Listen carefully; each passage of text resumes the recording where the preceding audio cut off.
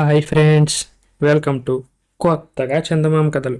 ఈరోజు మనం భేతాళ కథల సిరీస్లో శత్రువుకు సహాయం అనే కథ చెప్పుకుందాం.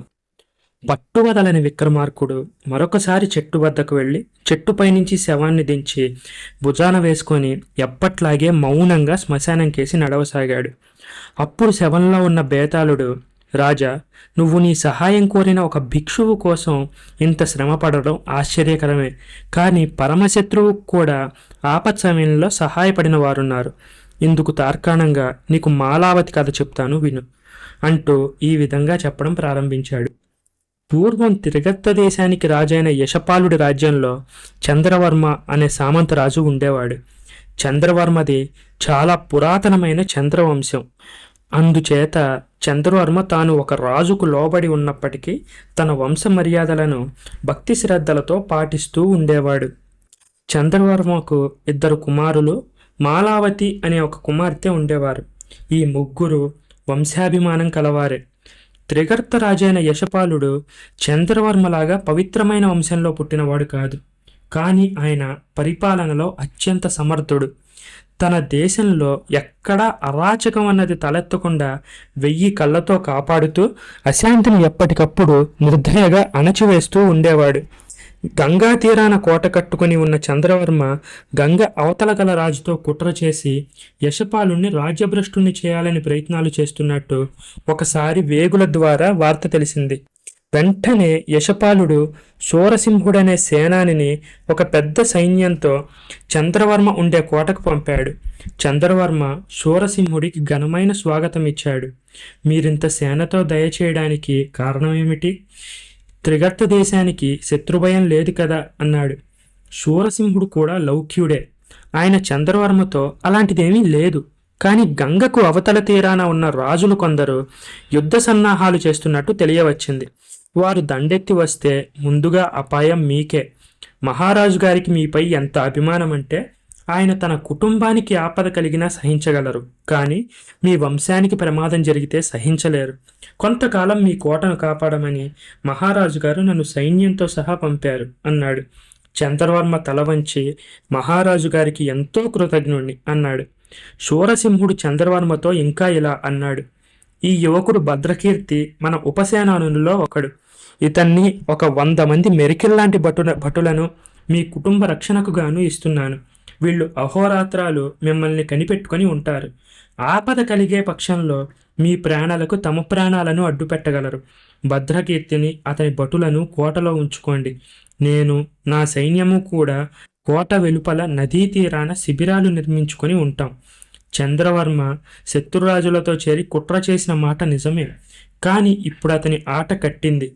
పైకి ఎంత ఇచ్చకాల మాటలు చెప్పినా శూరసింహుడు చంద్రవర్మను అతని కోటలోనే ఖైదీగా చేసి పడేశాడు. పైవారెవరైనా చంద్రవర్మను చూడవచ్చినా, చంద్రవర్మతో రహస్యంగా మాట్లాడినా, ఆఖరికి చంద్రవర్మ తన కొడుకులతో రహస్యంగా మాట్లాడినా కూడా ఆ సంగతి భద్రకీర్తికి త్వరలోనే తెలుస్తోంది. భద్రకీర్తి అహోరాత్రాలు కాలు కాలిన పిల్లిలాగా కోట మొత్తం కలియతిరిగేవాడు.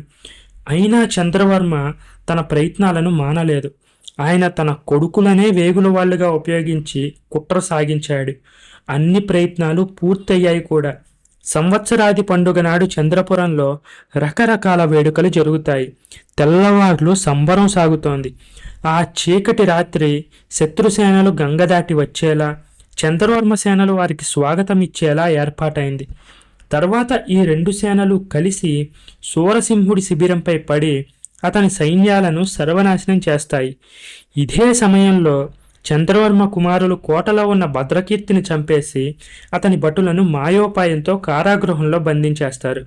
ఈ కుట్రని గురించి భద్రకీర్తికి కొంచెం కూడా తెలియదు. చంద్రవర్మ, ఆయన కొడుకులు అతని పట్ల ఎంతో ఆపేక్షగా ఉంటున్నారు. భద్రకీర్తికి వారిపైన అది వరకేదైనా అనుమానం ఉంటే అది కాస్త క్రమంగా పోయింది. దానికి ముఖ్య కారణం మాలావతి. ఆమె చాలా చక్కనిది. మొదటిసారి చూస్తూనే భద్రకీర్తి ఆమెను ప్రేమించాడు. ఆమె ఎన్నడూ అతనితో మాట్లాడలేదు, కానీ ఎన్నోసార్లు మాట్లాడబోయేట్లు కనిపించింది. మాలావతిని తాను ప్రేమించడం వృధా అని భద్రకీర్తికి తెలుసు. ఎందుచేతనంటే అతను చంద్రవర్మకు గల వంశాభిమానం ఎరుగుదును. చంద్రవంశాన పుట్టిన రాజకన్య తన లాంటి ఒక సామాన్య క్షత్రియుణ్ణి పెళ్లాడడం అనేది కల్లో వార్త. అందుచేత మాలావతి తన కేసి చూసినా కూడా భద్రకీర్తి తనకెంతో గొప్ప గౌరవం జరిగినట్టుగా సంతోషించాడు. అయితే మాలావతి భద్రకీర్తిని నిజంగానే ప్రేమించింది. కానీ ఆమె ఎన్నడూ తమ కోటను విడిచి మరొక చోటకి వెళ్ళి ఎరగదు. ఆమెకు తన అన్నలు తప్ప ఇంకెవరూ తెలియదు. ఇటువంటి పరిస్థితుల్లో దేవుడు పంపిన అతిథిలాగా భద్రకీర్తి వచ్చాడు. అతను అందమైనవాడు, అతిశయ అహంకారాలు లేక నమ్రతగా ఉండేవాడు. వయసుకు చిన్నవాడైన యుద్ధరంగంలో తేరి చూడరాని యోధుడని అతన్ని గురించి ఆమె విని ఉన్నది. అలాంటి వాణ్ణి సంవత్సరాది పుణ్యదినాన తన తండ్రి అన్నలు చంపడానికి ప్రయత్నిస్తున్నారన్న సంగతి తెలియగానే మాలావతి గుండె గుబేలుమంది. అతను తమ కుటుంబానికి శత్రువు లాంటివాడని, తమ స్వేచ్ఛను అరికట్టడానికే కోటలో వచ్చి ఉంటున్నాడని ఆమెకి తెలుసు.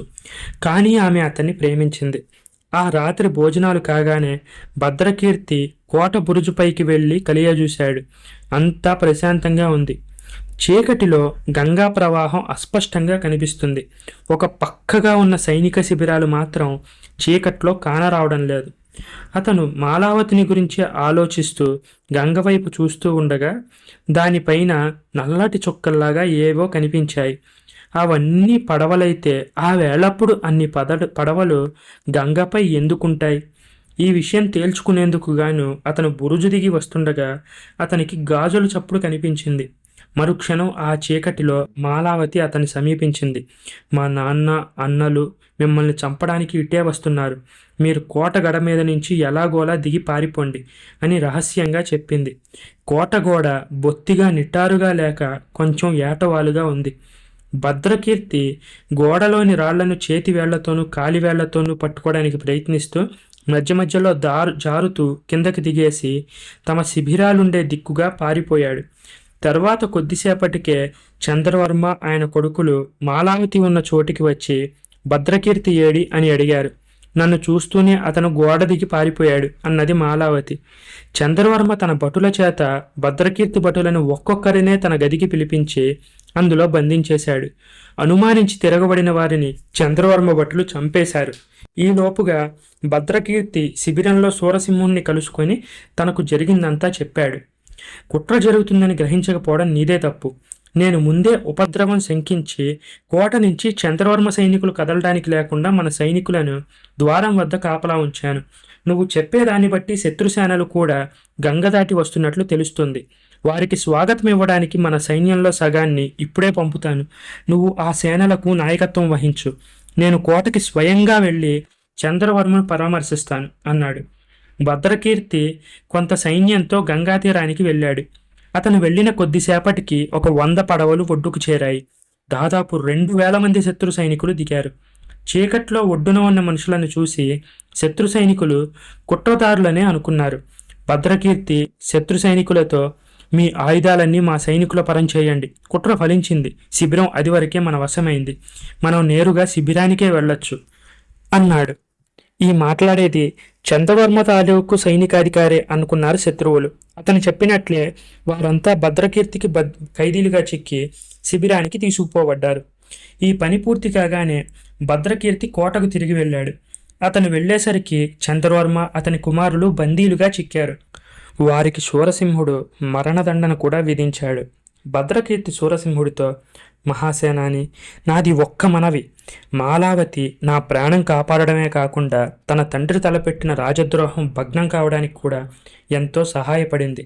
ఆమెకు కారాగృహ విముక్తి కలిగించండి. నేను ఆమెను పెళ్లాడదామనుకుంటున్నాను అన్నాడు. సూరసింహుడు మాలావతి విడుదలకు ఉత్తర్విచ్చాడు. ఆమెను విడిపించడానికి భద్రకీర్తి స్వయంగా వెళ్ళాడు. అతడు వెళ్ళేసరికి మాలావతి కారాగృహంలో విచారంగా కూర్చుని ఉంది. మాలావతి, నిన్ను చెరవిడిపించడానికి వచ్చాను అన్నాడు భద్రకీర్తి. మాలావతి ఒకసారి అతని కేసి చూసి ముఖం తిప్పేసుకుంది. ఆమె నుంచి ఎలాంటి జవాబు లేదు.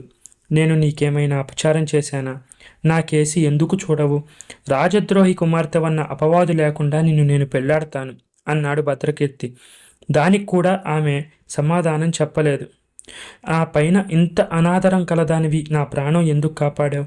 ఇంతకంటే మీ తండ్రి చేతిలో చనిపోతే నాకు ఇంకా ఎక్కువ సంతోషంగా ఉండేది. ఇప్పుడైనా మించిపోలేదు. ఇదిగో నా కత్తి, దీంతో నన్ను చంపేయి అన్నాడు భద్రకీర్తి. మాలావతి చిరునవ్వు నవ్వుతూ లేచి అతన్ని సమీపించి కత్తి తీసుకుంది. ఆమె మరుక్షణం ఆ కత్తిని తన గుండెల్లో పొడుచుకుని చనిపోయింది. బేతాళుడు ఈ కథ చెప్పి, రాజా, మాలావతి ఎందుకు ఆత్మహత్య చేసుకుంది? ఆమె భద్రకీర్తిని ప్రేమించలేదా?